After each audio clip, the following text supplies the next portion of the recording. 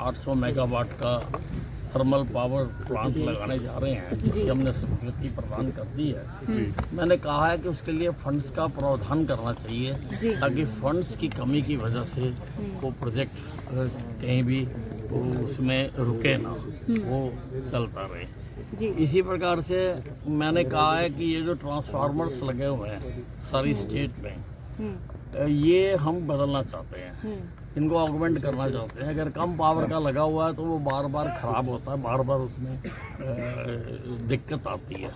तो सारी स्टेट के मैंने कहा है चाहे फेज मैनर में करें, परंतु हमें करना चाहिए। उसी प्रकार से जो कंडक्टर है, जो तार है, ये बहुत पुरानी लगी हुई है। जब लोगों के घरों में पंखा तब का लोगों ने कनेक्शन लिया हुआ है।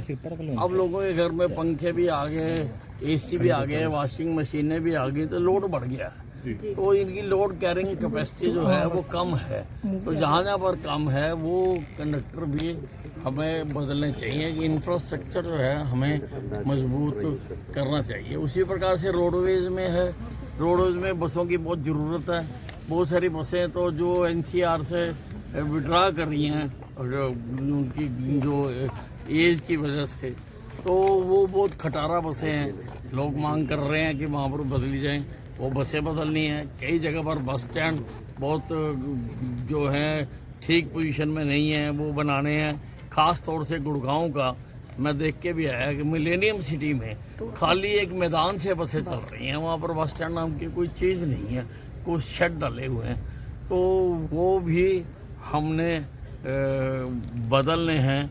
उसी प्रकार से ईएसआई विभाग में, तो उसके लिए मैंने प्रस्ताव रखा है कि अभी खाली एक पीएससीज बनी हुई हैं, उससे मज़दूरों को पूरा फायदा नहीं हो रहा है और वो खाली रेफ़र करते हैं।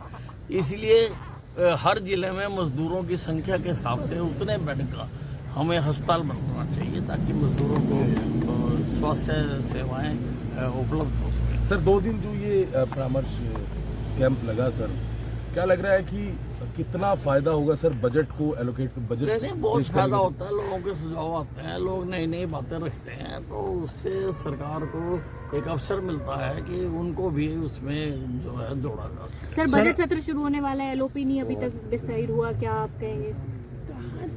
नहीं, ये तो देखिए विपक्ष तो बिल्कुल डूबा हुआ है, और